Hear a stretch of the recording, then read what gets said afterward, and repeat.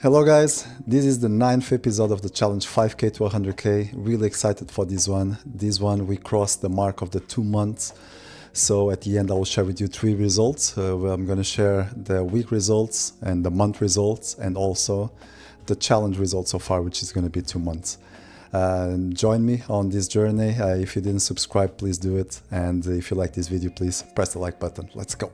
Alright, so on our first hand we have ace queen off. We open on the hijack to 24, the cutoff 3 bets to 96, and we have easy call. And the flop comes 10, 9, 8 with 2 hearts. We have the ace of hearts, and here we decide to check, and he bets around the third. I think here both options are fine. We can check raise or we can check call. We decide to check all this time. Turn comes a very interesting card. It comes the queen of hearts.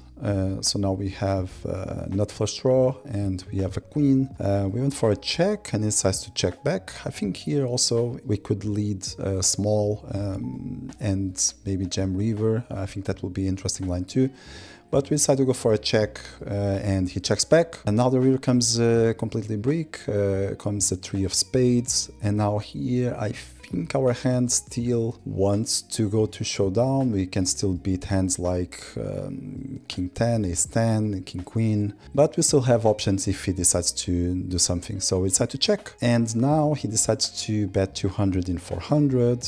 And I think here our combo is a really interesting one to develop check shoving line representing flush. Blocking the ace high flushes will be probably the only nutted hand that would have on the turn to check back as a flush. I think when he checks turn he's going to be capped on flushes. And I think we still have all the flushes playing this way, so I think it's really interesting to bluff this hand. I think he can have a lot of jack X here, and it's going to be in a really tough situation. I think he has to fold a lot because it's really difficult to find bluffs in our shoes. It's really condensed to nutted hands here on my hand, so I think we put him here in a really tough spot if he have a jack here. He tanked for 4 full-time banks, so I think he spent like maybe $4 or $5 just on these time extensions. But thankfully he decided to fold.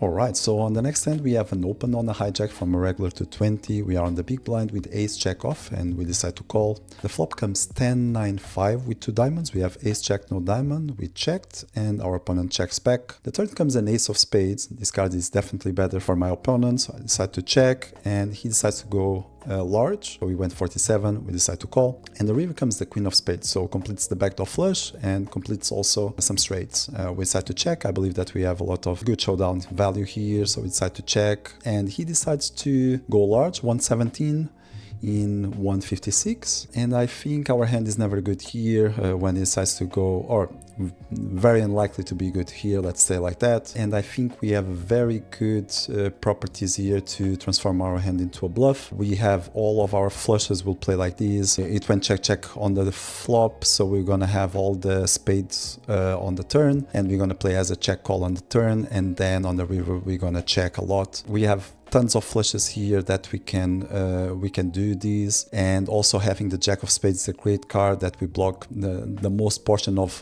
the flushes that he would have playing like these. So I think it's really interesting combo to transform into a bluff. We decide to check shove and he tanked for a while and decide to fold.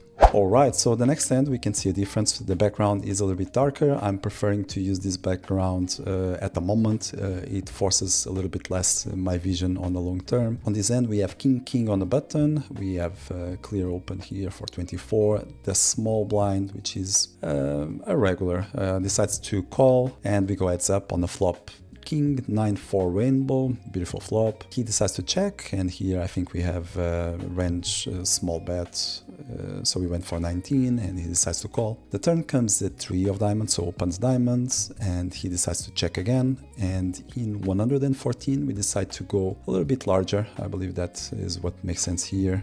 We went for 86 and he decides to check raise to 229. And here is the critical moment that I think one decision can be a very big mistake and is very tempting to do, and that is to call. And why do I think that? Because when he check raises here, he is telling me two things.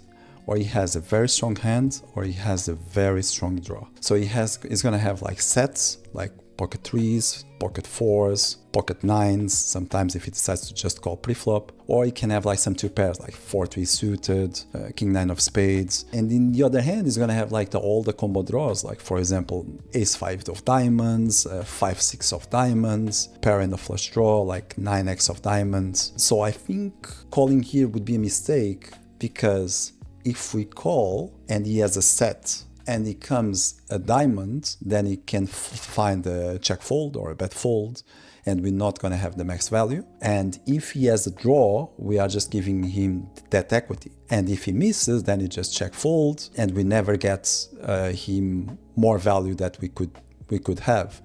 So I think here trapping it would be a huge mistake. I think here the best option that we have is to click back. So that's what we did. We went for 408, and this is a great option because now all of his sets we're gonna jam, and we have our money in, and we just have like 4%. And we are taking more value from his massive draws. Now we can still jam those and he still have some equity, but we are with a massive advantage. Or he can decide to call, and then if that draw would come and he jams, then we can find a fold, but we are just charging him for that. So I click it, and now he jammed and we call. And he had 3-3 is just a cooler, but the interesting understanding is that calling his raise would be a mistake in my opinion. And I think this is the reasons that I think that clicking back is always better. Because now imagine it came a 10 of clubs, but if it would come like the 10 of diamonds, then maybe the 3-3 can find the check fold,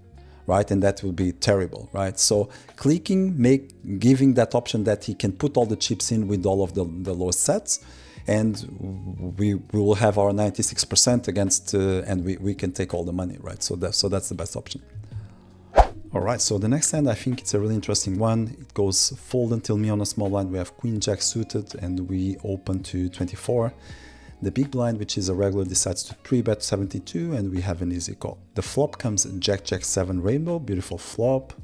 We decide to check. We're gonna check range here, but unfortunately our opponent checks back. The turn comes an ace and open spades. I think this is a good card for his range, so I think checking making sense, and unfortunately he decides to check back. The river comes a 6 of hearts, and here I think it's really interesting to understand our decisions. So if we bet, most likely we're gonna get a call from an ace, but if we check, I believe that he will still 100% of the time will bet with an ace here, and maybe he will also bet with some bluffs. So I think it has way more merits here to check and hope that he would still bet. We will still find a bet from him.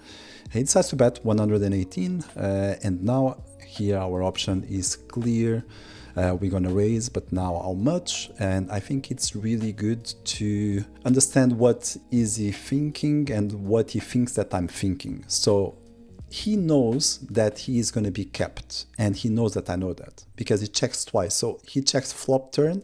He's never gonna have a jack on this spot. The best hand that he's gonna have is gonna be ace-x and, well, sometimes 6-6. Most likely he's gonna have an ace here trying to get value from. So if he knows that I know that, he knows that I can apply pressure on that. So what I'm trying to say with this is that with my value hands, I also want to polarize here and try to look like I'm attacking his capped range. So I think it makes sense to jam and put him on a really tough spot with an ace here. Because if he knows that I know that he's capped, then he will start to think that maybe I'm going to be bluffing more often than I am. So he will call more often with an ace. And in this case, he tanked for a long time and decided to call with the ace-6.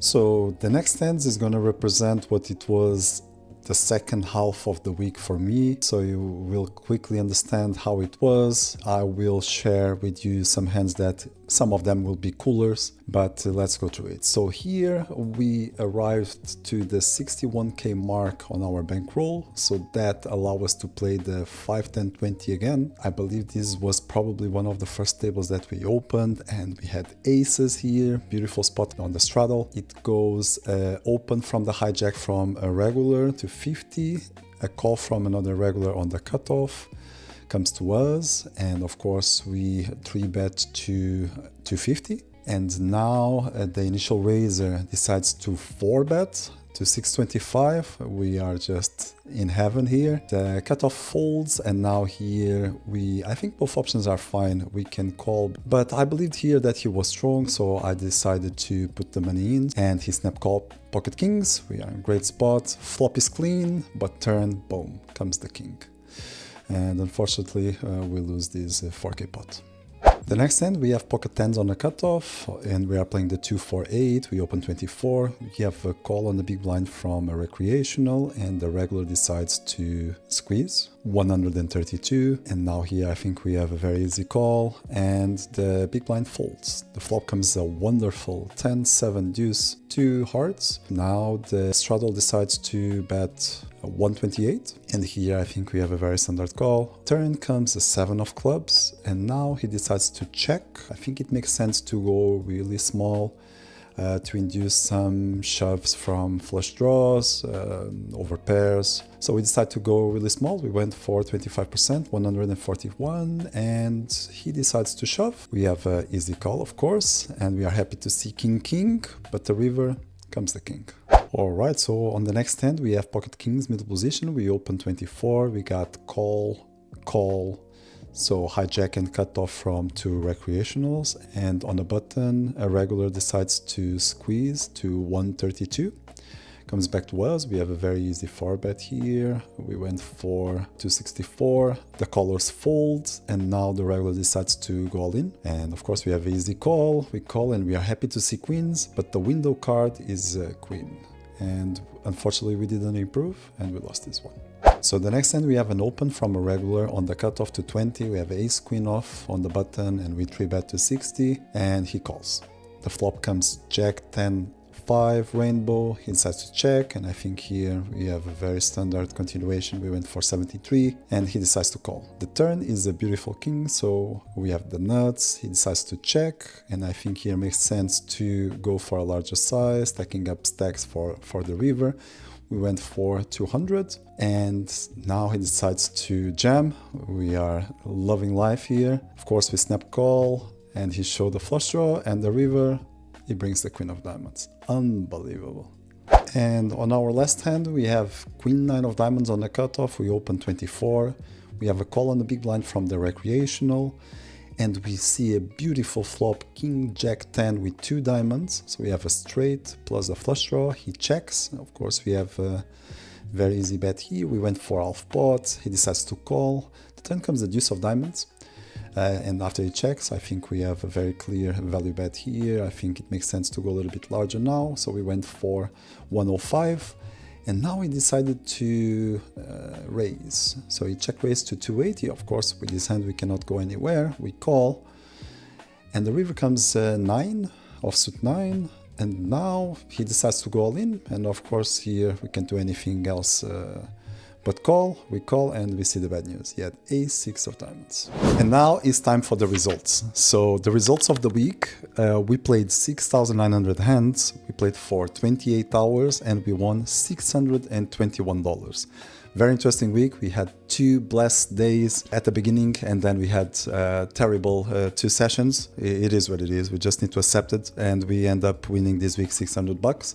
I'll take it. Now for the month results, on the first month, which was December, we won $16,566. On that month we played 131 hours, and we played 33,000 hands. For this month, which was January, we won $29,281. We played for 179 hours, and we played 42,844 hands. So it was really a really good month. I can't complain at all. Even though I had like that huge downswing, it's part of the process, and if we see it in a week, of course, that it will be very noticeable. But what is important is to see on the big picture. It's a bigger picture to see on a month, but I believe that's going to be even a bigger picture on seeing on a larger scale in a year. That downswing will be unnoticeable, hopefully. And so the challenge total so far, 2 months, we are in profit $45,847.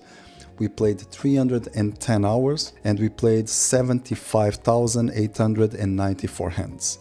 Our bankroll at the moment is $50,847. I'll be here next week. Hopefully it's going to be a good one. I wish you a blessed one and see you next week.